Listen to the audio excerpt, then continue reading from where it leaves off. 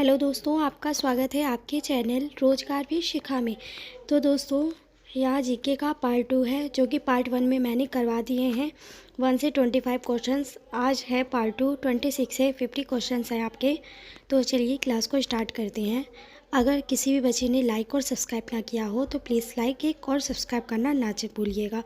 चलिए क्लास को स्टार्ट करते हैं देरी ना करके। पहला क्वेश्चन है आपका। पहला क्वेश्चन क्या है, चलिए देखते हैं। गन्ने की लाल जड़ के लिए कौन सा कवक जिम्मेदार है?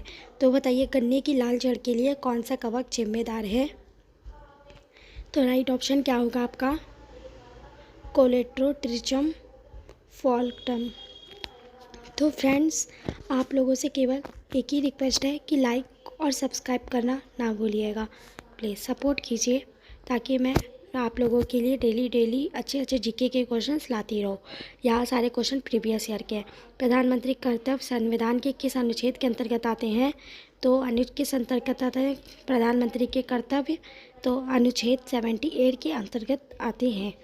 तो दोस्तों, आप लोगों की डिमांड पर मैं प्रधानमंत्री के क्वेश्चंस भी लेकर के आऊँगी। आप लोग की डिमांड था तो मैं लेकर आऊँगी, ठीक है। कल प्रधानमंत्री के क्वेश्चंस ही आप लोगों के लिए आएंगे। चलिए आगे चलते हैं। न्यूजीलैंड की खोज करने वाला पहला यूरोपीय यात्री कौन है? तो हाबिल तस्मान है। आगे चलते हैं और अगले क्वेश्चन पे चलते हैं। भारत में राबी के मौसम में निम्नलिखित में से कौन सी फसल काटी जाती है? तो रबी के मौसम में कौन सी फसल काटी जाती है? तो राइट ऑप्शन क्या होगा? मतलब फसलों से भी काफ़ी ज़्यादा क्वेश्चन आते हैं, तो यहाँ ज्योग्राफी के क्वेश्चन है आपके। चलिए क्वेश्चन नंबर 30 पे चलते हैं। गेहूँ राइट ऑप्शन था।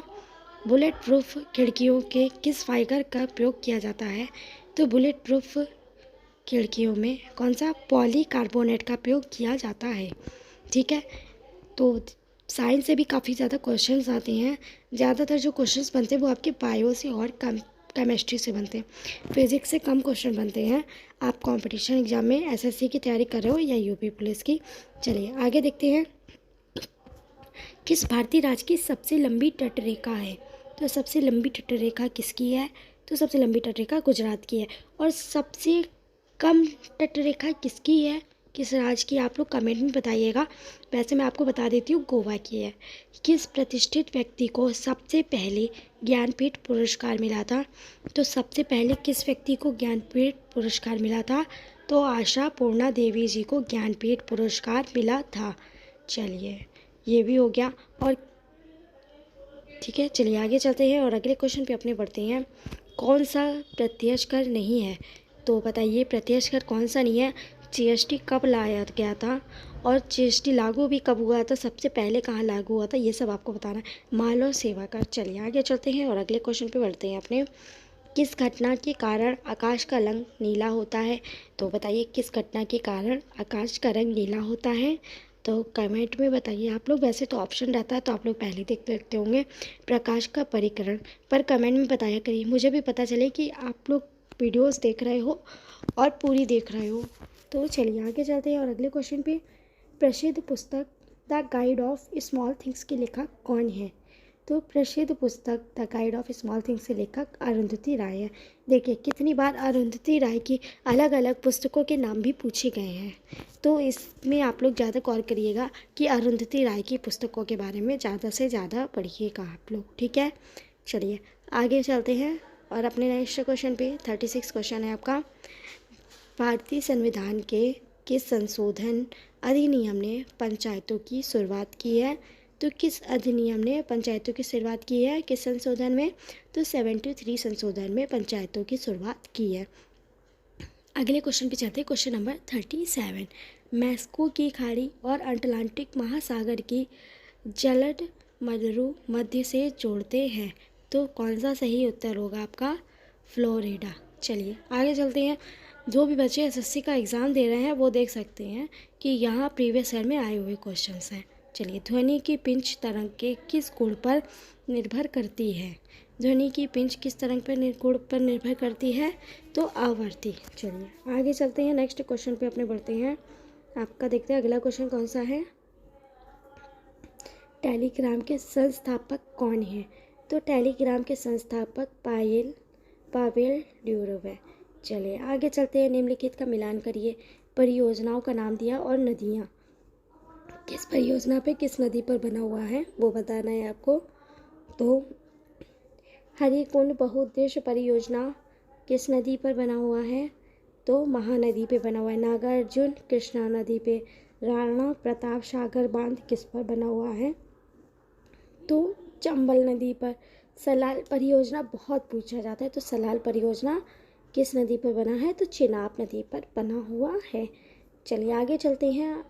भौर का तारा कहा जाता है किस सौर मंडल के ग्रह को भौर का तारा कहा जाता है, तो शुक्र को। चलिए आगे चलते हैं और अगले क्वेश्चन पे। भारतीय संविधान के जनक के रूप में किसे जाना जाता है, तो भारतीय संविधान के रूप हमारे बाबा जी को, डॉक्टर BR अम्बेडकर जी को। चलिए आगे चलते हैं क्वेश्चन नंबर 43 पे। नीले रंग का कांच किस पदार्थ को मिलाकर प्राप्त किया जाता है, तो नीले रंग का कांच किस पदार्थ को मिलाकर प्राप्त किया जाता है, कोबाल्ट ऑक्साइड। चलिए आगे चलते हैं और अगले क्वेश्चन पे। 44 कौन सी परियोजना मन्नार की खाड़ी और पाक जलमंडू मध्य को जोड़ती है, तो कौन सी परियोजना है, तो सतुसुंदरम परियोजना। आगे चलते हैं क्वेश्चन नंबर 45 पे चलते हैं हम लोग। कौन सा उपवेद और संगीत से संबंधित है, तो बताइए कौन सा उपवेद कला और संगीत से संबंधित है, तो गंधर्व वेद संबंधित है। आगे की ओर अब चलते हैं।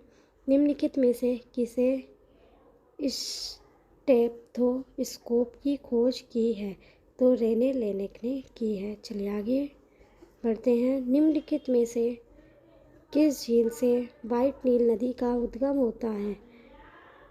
आगे बढ़ते हैं। उत्तर बताइए। व्हाइट नील नदी का उद्गम विक्टोरिया झील से होता है। चलिए आगे चलते हैं। क्वेश्चन नंबर 48 पे हम लोग आ गए हैं। भारतीय अंगूर प्रसंस्करण बोर्ड कहाँ स्थित है, तो बताइए। नॉलेज की भी चीज़ें आप लोग को पता होनी चाहिए कि कहाँ पे क्या है, तो राइट ऑप्शन क्या होगा, पुणे में है। अब हम लोग 49 क्वेश्चन पे आ गए हैं। नीली क्रांति मुख्य रूप से किस उत्पाद का उत्पादन बढ़ाने पर केंद्रित है, तो मछली है। हम लोगों से पीली क्रांति पूछी जाती है, ठीक है, हरित क्रांति पूछी जाती है, श्वेत क्रांति पूछी जाती है। क्रांति के में आप लोग पढ़ लीजिएगा, काफ़ी बार पूछे। हरित क्रांति के जनक कौन है, ठीक है। लास्ट क्वेश्चन है आपका। निम्नलिखित में से किस मिसाइल को स्वदेशी रूप से विकसित हुआ है, हवा से मार करने वाली मिसाइल के रूप में जाना जाता है, तो बताइए। तो राइट ऑप्शन आपका ये हो जाएगा एस्ट्रा। तो फ्रेंड्स ये थे आपके 25 क्वेश्चंस पार्ट 2 में, जो कि मैंने करवा दिया है। अब पार्ट 3 आपका कल आएगा, ठीक है। तो ये सारे मोस्ट इम्पॉर्टेंट है। एक बार और भी रिवीजन आप लोग कर लीजिएगा, ताकि कोई भी क्वेश्चंस आपके छूटे ना, ठीक है, क्योंकि यहाँ सारे क्वेश्चंस रिपीटेड क्वेश्चंस हैं, ओनली रिपीटेड। तो तब तक कि बने रहिए रोजगार विद शिखा में। जय हिंद, जय भारत, जय श्री कृष्णा दोस्तों।